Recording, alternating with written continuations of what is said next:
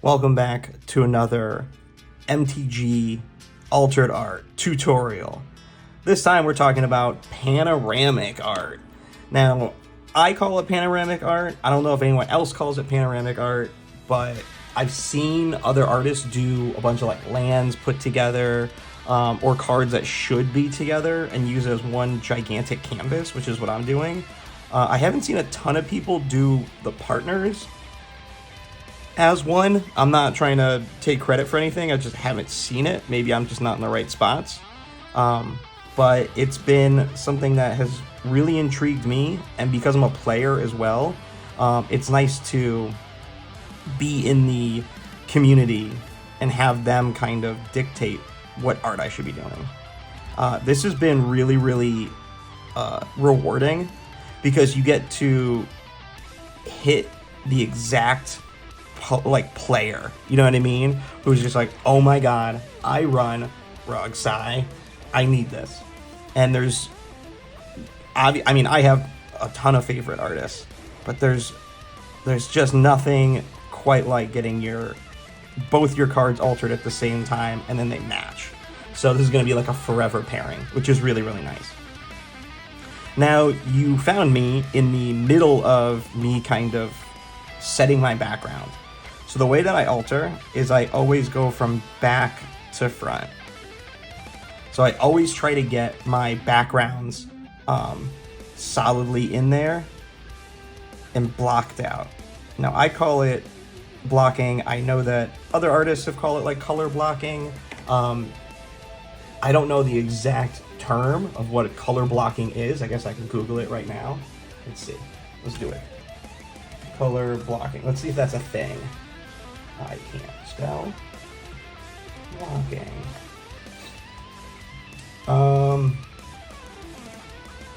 Yeah, I don't think it's a real thing. It's in fashion, I guess. But for me, it's taking whatever the background color is, the basic color, and just putting that down. And not caring about any of your details yet, because it's the background. So like this is like this dark green wall that Rogrock has, and I just need it to be dark green.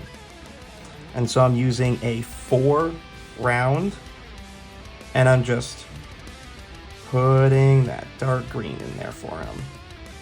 And this is going to give me my base of like knowing what to put details onto afterwards. And again, you can go over the text box, not a whole ton, but you can go over a little bit.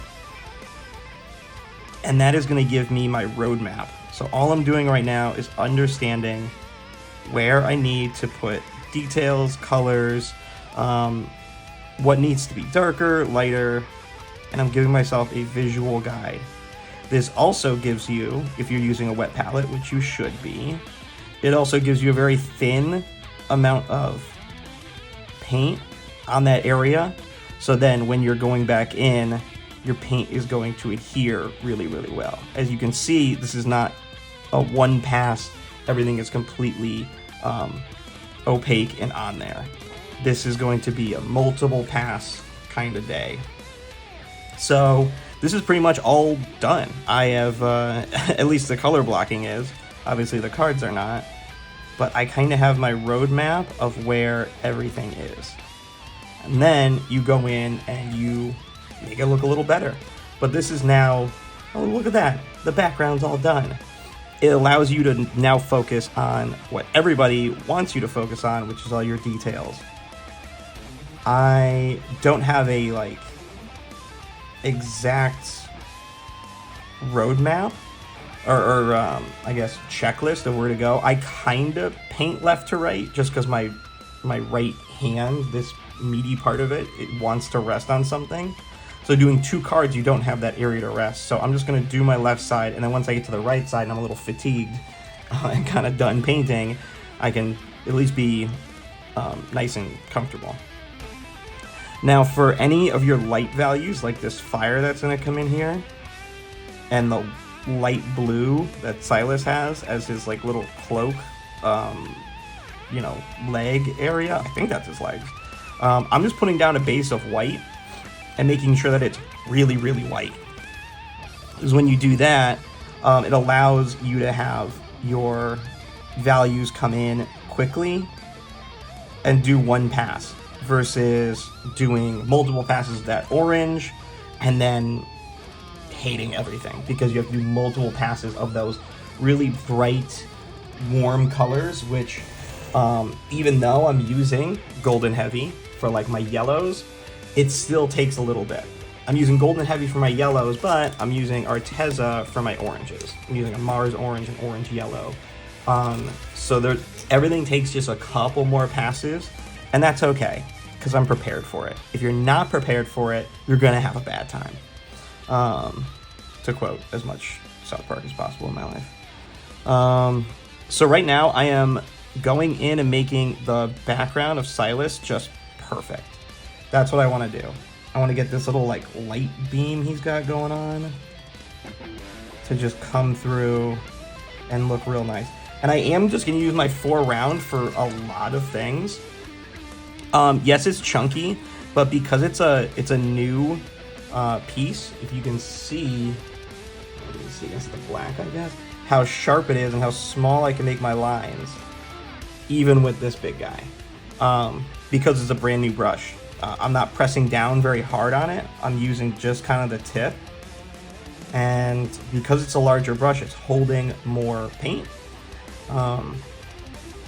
It mixes my colors very well because I can put a lot of pressure onto it and then put a lot of the paint onto the brush. So it kind of does everything I want to. The other brushes I'm using, other than the 4, I'm using a 0. And then I'm also using, what is this? A 5/0. So I got like my big, little, tiniest.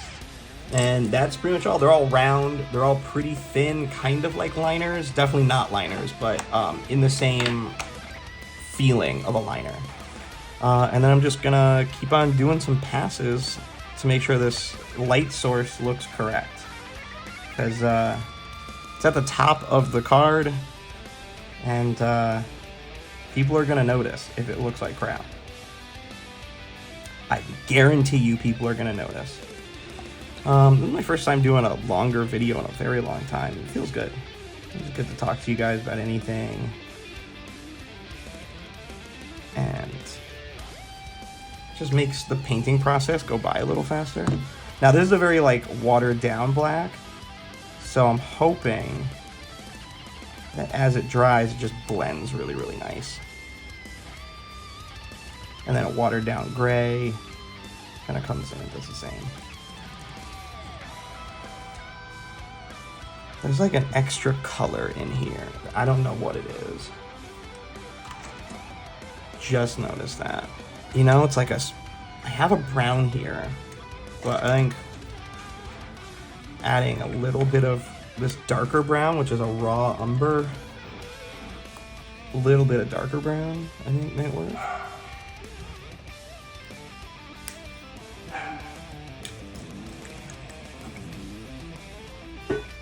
Alright, a little darker brown into that gray, add a little bit more black, keep it nice and wet. Again, if you watch my video on the wet palette, that's what I'm using off to the side here. And I'm just mixing it right on there. Yeah, it has a little bit of brown. Maybe that's too much brown. What I really like about painting alters is that you can just keep on adding layers.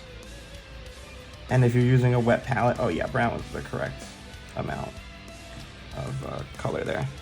I need some more white, make sure it's nice and wet and laden with as much water as possible, and kind of come in there.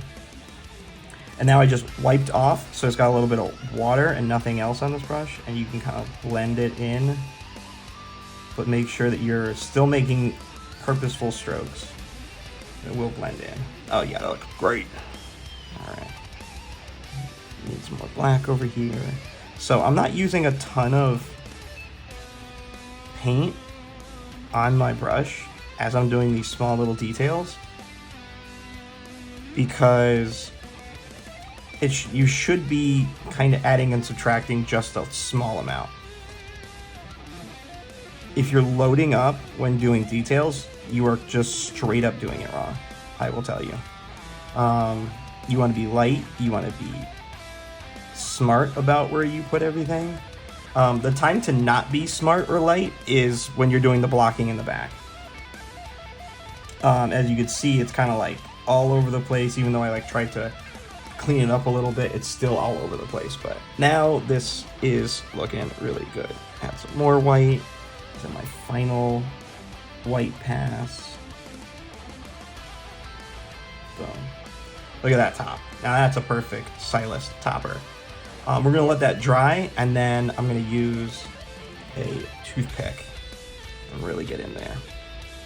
All right, so let's figure out what's going on down here. So again, like if you look, this is like a really, let me focus, right above his shoulder on Silas, it's a really bad, like, you could just see how scratchy it is. But because we're using a wet palette again, we can go in and just add a little bit more on top, because even though it was scratchy, it was such a light amount of paint, it was filled with a lot of water, that you can just go in afterwards and just do whatever you want to it, hide it, and it goes away. That's where I want this to be. Way darker. Alright.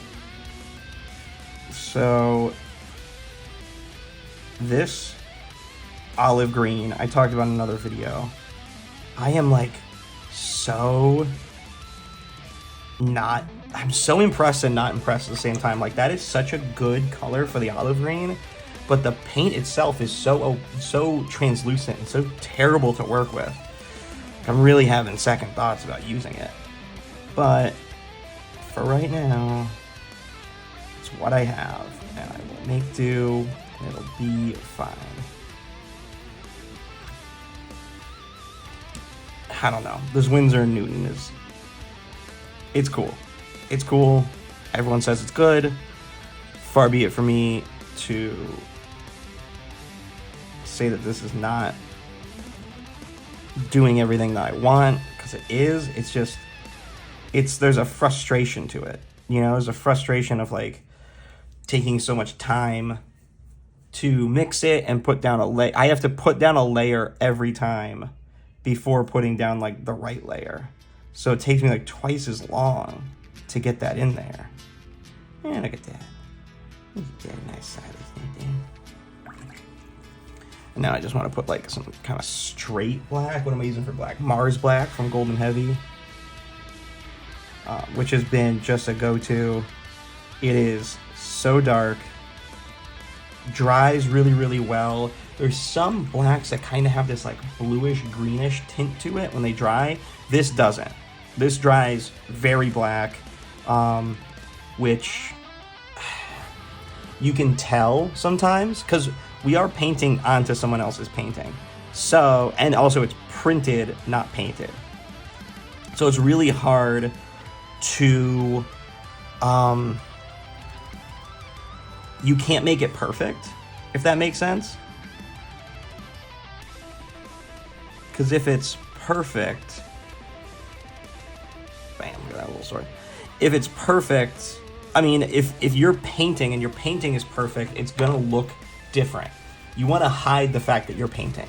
You know what I mean? Like, even though we are painting, obviously, and using paintbrushes, and we're touching it with our real hands, you want to hide that it's a painted thing because people want it to blend in with the art that they chose. So it's a push and pull of being as artistically minded as possible, where you're like, oh, this is gonna look really cool. I want to do this in a really dark black, but then if it cures, or a really bright white, you know, using a titanium white or a Mars Black, it's going to be really dark, really bright. Most of the time, I'm trying not to use pure black or pure white. Even in this black over here that I mixed over here to the right, there's still some elements of white and some, you know, olive that got in there just because I've been picking from that reservoir. So It's good. It's good that it's not a pure black, and it's good that it's not a pure white, because for the most part, your cards don't actually want that.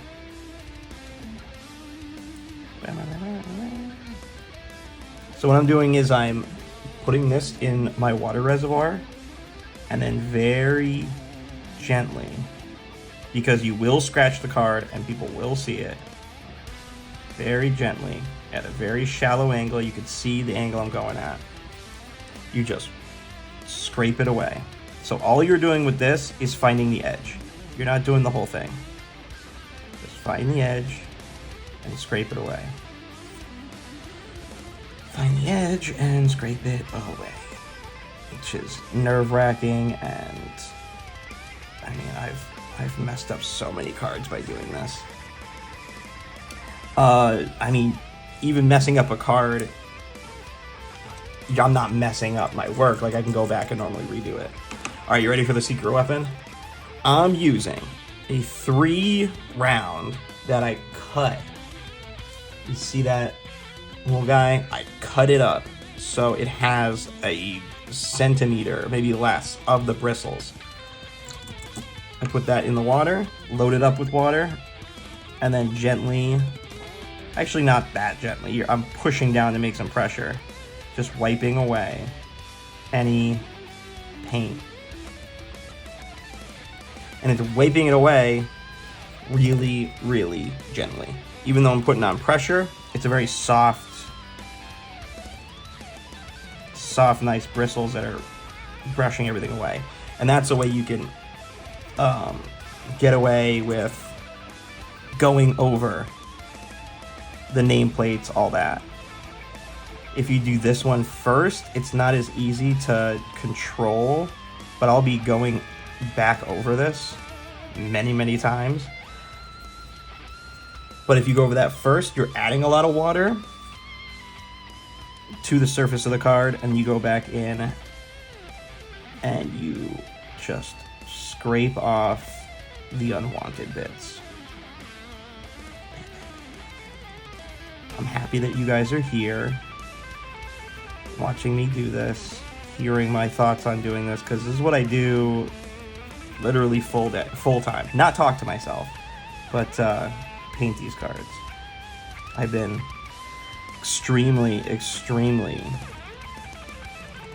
happy with the community of altered artists, playmat artists, and then the people who want our services, which is amazing, because I want your services whenever you're at work. I want you to cook me food, or fix my computer, or create a website that I love, or whatever you're doing in your business.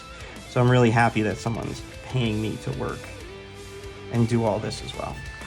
So I'm gonna clean this up. I'd say every, half an hour, clean up your edges, even if you're not working in that area. It just gets your eyes to look at the piece a little better. All right, I'm gonna continue, because the video is all about making sure that you're blending these two together really nicely. So I'm gonna continue on doing that. I've done 2 passes of this green already, which is a mixture of the white, and I'm using Arteza Light Sap Green. I'm just gonna do another layer, because I want this in there. And on this piece of art, I'm really not touching this bottom part that much. There's going to be a lot of action up here on the left side of Silas. There's a lot of action, and on the right side of Frograk, there's a lot of action. But on the bottom of both cards, there's not a lot. Obviously I can add a ton of stuff if I really wanted to. I can add some skulls to Frograk. Silas is getting his robot legs to be down there, but we're 20 minutes in. If you're still listening, you're a real one. I'd say give your client what they're paying for. So the amount that I charge someone for this painting, I'm putting that much time and effort into. I think I priced myself really well, but they bought a version where kind of this bottom area does not have a ton going on, and this bottom area doesn't have a ton going on. So that's what I'm kind of painting to. You know what I mean? I don't know if that sounds kind of mean, but you know, it's if I need to paint the card with details all around it, it would be a different price, I guess is what I'm saying. But I am going to give them a really nice background. See, this is that olive that I was talking about. This is the olive plus white that's just been sitting on the wet palette for a little bit. And it's just doesn't really come out into much of anything. But we're going to put some black, brown olive down here and blend it all in. So you see my second pass, just blast through it. My second pass looks great because my first pass was there. It was allowed to cure and sit there for a little bit. And with the wet palette, I'm not making like any amount of globbiness. Everything just sits where it's supposed to and does not have any height to it. All right, feeling good, feeling good. All right, with these cards too, I switch out palettes a good amount. I will just take this one and be like, okay, I kind of used everything. You can see I've used everything. I haven't used this burnt umber, which is supposed to be, it's for the robot, but it is what it is. I'm going to use up as many of these paints as possible. And then because you have this Reynolds parchment sheet on top, you just toss that away and start a new one, which is amazing. It's an amazing feature of the wet palette. All right, let's get in and make these like bricks.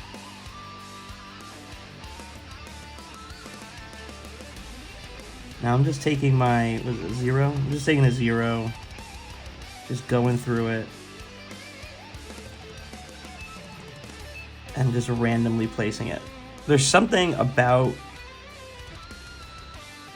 like the randomness of kobolds / goblins that is really nice. As a painter, especially one that's not too technically sound, I don't take out a ruler for a lot of my paintings. I like the randomness of it and how I can kind of mess around with where each brick sits. So now I gotta go in and give a light balance to each brick, which is me taking this olive and white and kind of dispersing it to each brick where the light would bounce off of. And my light source for Silas is coming straight down, and for Rograk is kind of coming this way. So I have one going this way and one going that way. So the bricks, even though in Rograk should be going, the light source would be somewhere else, because we're adding Silas into this, we're going to make the light source a little, not like make it up, but give it both degrees. And this is super easy. There's no magnifying glass on my face. I'm just going in and being real passionate about what I'm doing. I'm going in and getting everything I can see, I'm going to paint. Now, if your client gets in there with a microphone with a microscope and really goes through your work, great, you have a really cool client. But for me, everything is going to be visual. And what I'm doing now is making sure that I put down details that I'm really happy with, and then maybe I'll come back and be like, this should be deeper, this should be warmer, this should be more detailed. And that is my right to come back to and do that. I'm really happy to do that over and over and over again, because this is my big project of the day. I got one more card I want to paint today, maybe 2 cards. But this is the one that I need to get done. This is the holy crap, this must happen card. And the client is very passionate about this card. So I want to do a really good job. And I know that it's, you know, every client gets your best. But this one especially, it's, I'm just going to be candid. The only other Silas Ren Rograk Panoramic I didn't like a whole ton. And I've done a couple since then. And I know I can do better. So this one I want to do really good, and then I can take a scan of it and be very proud of it. You know what I mean? So that definitely, that's part of it as well. You know, I can't say anything else other than, like, that is part of painting, is knowing that this one is going to be a quote-unquote, you know, showstopper, gallery piece, whatever you want to call it. Something that you're going to show off. And when you know you're going to show something off, you kind of just try a little harder. So that's what this one is. I know I'm going to show this off. I'm going to put it on my Etsy. And so I'm trying just a little harder. You know, not that I don't try for my other one. You know what I'm saying? I'm not trying to get myself in trouble. But, you know, this one is going to be something that represents me out in the world versus paintings that I do personally for myself. Although everything kind of goes out and represents me because I take videos of so many of my cards. And I guess everything goes out and represents me. But this one just feels different. So I'm going to try to make it different and make it look as detailed and wonderful as possible. Plus, I'm talking to you guys right now. You know, I got to make this real good and do a cool Silas body. All right, let's do one more pass of white. Because, I don't know, it just looks like it needs one more. And then pay attention to your brush strokes. If you're going horizontal a lot, go vertical. If you're just trying to cover an area, I see that as I go horizontal. But I did horizontal for a while, so that's going to be better. Much better. All right. Keeping it going, keeping it moving. I'm going to get this little base done. So I think that he's kind of like standing on like a little box, you know? He's standing on a little box. That's what I'm making this look like. And then I'm going to make all this like flamey stuff kind of come down and around. Right there. So again, nothing is ever perfect in this world, but giving yourself a roadmap like this, for me, it definitely like gives me I get to see, I know where it's going now. You know what I mean? Even though I kind of knew before, getting your guidelines down is a must. You know, everyone does that. Tattoo artists have their stencil. Digital artists have that like layer that they don't show anyone. That's all their references. And for me, it's just a big glob of white telling me where all the fire is gonna be. I do like painting like on the fly. I do not ever. I mean, I do. So if anyone ever wants like a sketch from me or a concept, I always just type it out. I say, okay, this Silas is going to have like a lot of his like little blue skirt thing going into the Rograk, and then Rograk's gonna have a lot of fire going into the Silas, and they're both gonna kind of be connected by this green and this, you know, this kind of greenness of Silas and Rograk that is throughout each card. That's another thing, is to find the thing that kind of flows through each card.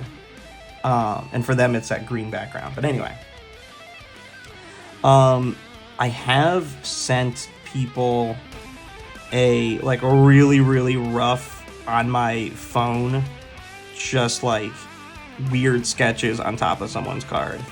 So like I still want to do this card. No one ever pays me to do it, but it's a Magda Brazen Outlaw, but it's the Wanted poster version. And on the Wanted poster, I was just gonna cut everything out except for kind of like the Wanted ribbon and just have the dragon head, which is super cool. I love that little dragon. But, you know, no one's gone through it with me, but I sketched it out on my phone just to show the guy where the horns would be, and it just helped me. He didn't go with it, but it's like the most amount of effort I ever give to when people ask me what's the concept, what's it gonna look like. Because I just want people to trust me, like my art, and let me go. And it's worked so far. It has worked so far. Alright. We're getting to the point where I'm about to just jump ship on this palette and create a new one where I can do a lot more details in here, because I'm already kind of blocked out. Yeah, let's block it out fully so I can stop talking. Shit. Alright, there's a little bit of Mars Orange, because I'm not going to use too much. And so I like a wet palette too, because you use your existing color that I made, which was like, this was very black and raw umber, and just adding some Mars Orange to it gives you this warm brown. It's still dark, but that's what I needed. Bam! Look at that. Oh, that's cool. I need a darker black. It's too dark. I need it dark. Oh, too dark. Every time. And when you're mixing colors, just don't be afraid to, and I've said this before and people really liked it, don't be afraid to mess up. Because with a wet palette especially, you're putting down a very thin, pass, and then you can just go back and just redo it. No one would ever be the wiser if you did that. Everything should be more than one pass. Everything should be more than one layer. If you're doing it in one layer, I mean, God bless your efficiency and quickness, but I don't think it's gonna be dark and correct to be as nice as possible. I just don't think it'll be dark and correct. And for me, I want my paint to be dark and correct. I want it to read, and for someone not to see like little lines that are hanging down from each card. You know, like it has a little like red line that comes down from each one. You know, I want that to be gone. And if you're doing one pass, it's not going to be gone. As much as you will show me a picture of, hey, it's gone with one pass, like, wait for it to dry fully, and I promise you, it's not fully gone. I can literally make that promise, that it's not going to be fully gone. As much as you think it is, it's not. Alright, so I'm just putting in this, like, smoky stuff. And all I'm doing is taking a very wet olive green and black, I think is the combination I had here. And just, again, because that olive green is so translucent, I'm kind of using it to my advantage. I'm just putting down a very, very water-laden of that combination. And that's going to dry and look like smoke. Promise you. Alright, before we get rid of this palette, let's use up as much paint as possible and make this nice and white. I'm gonna have like the fire coming from Silas's forge, and then kind of finish out his little leggy things a little nicer. Alright, let's I'm just gonna keep the camera rolling while I make myself a new palette. And You get to see what that looks like.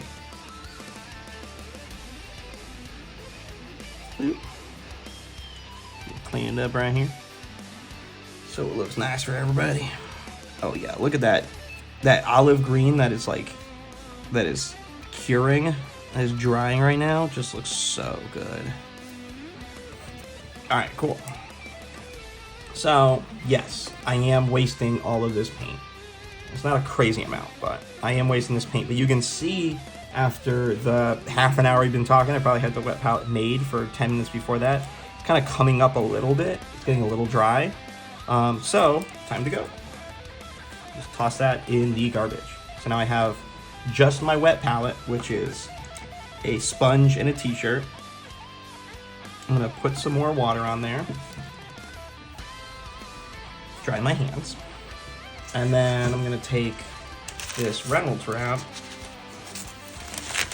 and get the correct size out of it,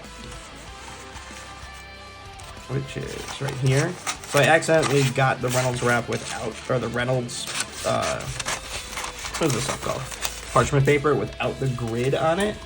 But they make them with grids, so then you can just kind of count out. I think it's 3.5 for me, but whatever your amount would be, you get to count out how many grids. So you make a perfect cut every time. All right. So I always cut the corners here because mine's rounded, and then I cut 2 slits, one in top, one in bottom. And you just lay it right in there. Bam, look, the water just adheres it right to where it needs to be. All right, let's see. Boom, boom, boom. A little bit of that. And then with a paper towel, I'm also cleaning up any excess water that would be running around, because you don't want your paint to be swimming in water. You just want your paint to have a little bit of water in the, like, seeping through slowly. All right, let's go. Orange yellow from Arteza. That was way too much. I've been painting really big paintings for the whole week, so I've been used to pouring myself way too much paint. A little bit of Mars orange. This is like my favorite. Mars orange rules. I'm getting a golden version of it, which I believe is like Mars yellow. I don't know why they named it something different, but you know, I'm sure they know better than me. A little bit of cadmium yellow from Golden Heavy. Again, way too much. I am not used to doing a small amount lately. Lately I've been painting bigger than little cards are. A little bit of Prussian blue for his little, I don't know what you'd call it. It's like a blanket over his legs, right? Am I wrong? That's what it looks like. And that should be pretty good for right now. Let me get some white. And obviously this is not my full palette that I'll be using for the rest of it, but this is going to be a good amount of colors that I can use to do this little middle area. And I think that's the video. I'm not going to show you guys me finishing everything, because I don't know who's going to stick around, because I still have to do this robot arm, like I have to do the robot legs, and then I have to do all of Rograk's like sides over here. But that's not what the video is. The video is just them connecting. Oh, they're connecting. All right, so a little bit of water, a little bit of white into the orange.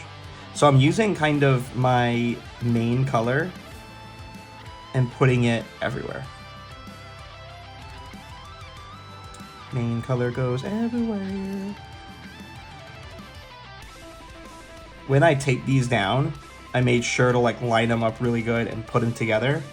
When you're taking them apart, take them apart as one piece and then use your scissors to get into the middle and cut them apart. That's something I can tell you. Because if you pull them apart, the paint is like tape. It's like glued together. So don't do that. All right, adding a little bit more Mars orange in there, give it some darkness as it gets away from like the heat source, and put it all down there. And then we're gonna put it down there. Boom. That's gonna be sick. All right, flame some flames. Woo. It's quite a project. Alright, where's that blue? Now, this Prussian blue I've never used without adding white. I think just... it is a really intense color. So I add a little bit of white, put it where I need it to be, and then on top of that I can add the blue, like just the pure blue, to get it darker. Ugh. I hate when you like scrape it and it looks not put together and wonderful. Alright, do that. Add some more white. You see like his little... Alright, cool. It's like he's sitting on whatever flames are gonna come off of him. So like, these don't have to make perfect sense, you know what I mean? Like, you're taking two pieces that shouldn't go together. When they built these two cards, they did it as separate pieces of art. So you don't have to make it make sense, because WotC didn't know that these two would be best buds. But they are. So now we're just building our fire, which is always a freaking pain in the ass. Fire, fire, fire, fire. So as we build our fire, you're gonna have your darker oranges on the outside, your warm orange yellows towards the middle, and then yellows and whites in the center. So right now we're just building up where the flames are coming from, and that's going to be more yellow. And then what I do is I go in and I do the darker oranges deeper in. I'll show you that in just a second. Make some yellow with a lot of white. It's still nice and lots of watered downness, so it's not as intense. And again, once I have my roadmap, then I can go in and make it intense. I just want this to kind of show there's fire coming from here. And then when I get in there and I give the darker values, which I'm doing right now, I give it more shape. I believe that's the right color. Yep. Yep, that's the right color right there. And you go in, and even though it's nice and watered down because it's a brand new palette, you're just building up layers. Building them up, little by little. Build them up. Now this is like your outside flame, and giving the flame all of its life. Where's it coming from? What's it doing? How's it dancing?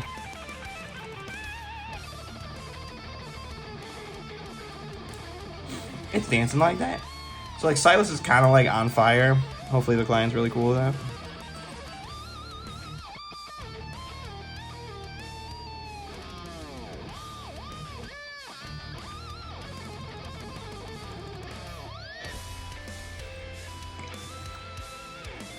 Yeah, looks sick. I'll just keep adding a little bit of white. And now, here we go. This orange yellow. And make that like our defining pieces. Because his fire, Rograk's fire, is like really expressive. So that is definitely something I want to do. Bam, that looks sick. Alright, let's get that darker one. And even though in the art it's not doing this, it's okay for you to add your own flair to it. You know what I mean? That's what people want. People don't want... I mean, people might want you to just to paint the outside, but I have found that people want you to paint the card fully. I mean, as much painting as possible. So that's what we're doing. Let me get some of this black.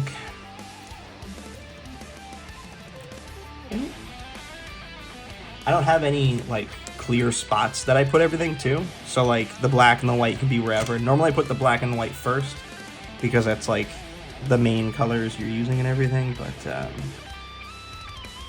that's now the key to making these things look like they're one piece is having the art flow from one side to the other. One side to the other. So you can see my split is right down the middle here, and I'm having the flames come in, the rogue rack part. So like Silas really isn't too deep into the rogue rack, but rogue rack is all up on Silas's shit, which is cool. Let's see. Let's add that deep blue in there. Maybe we can figure out how to get Silas a little bit more into the rogue rack. I can do Silas's arm that extends over there, but that just, I don't think that's going to look very good. I think I'm just going to keep it way more rogue rack into Silas and just be okay with that.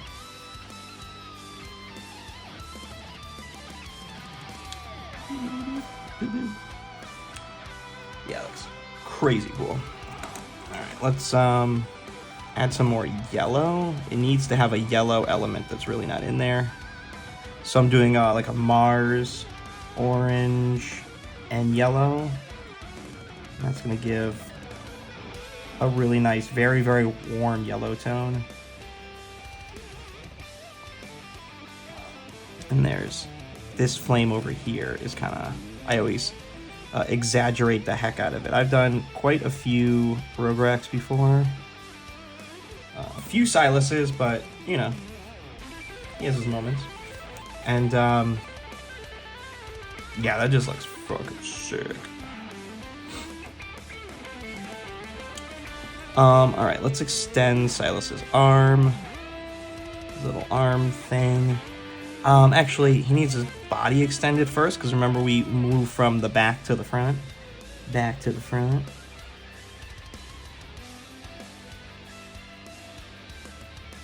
Let's do his little body.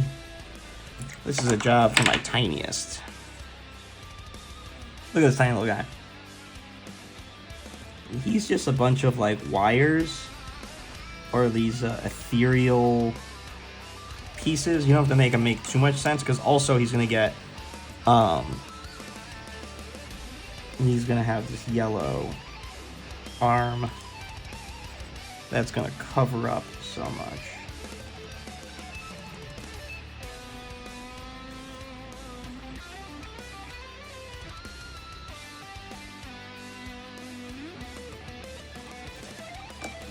Look at those arms.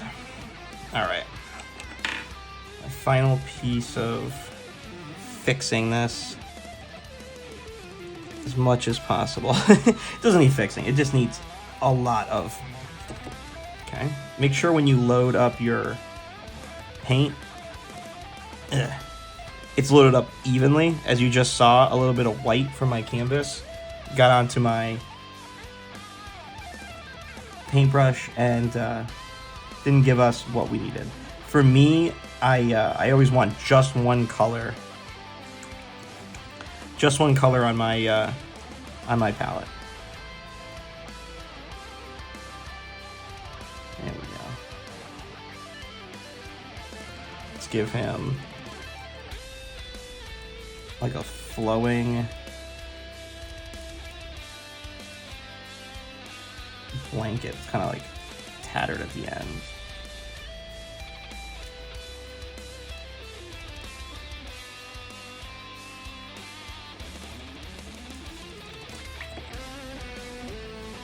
And then we need some, kind of everything you do in art needs a,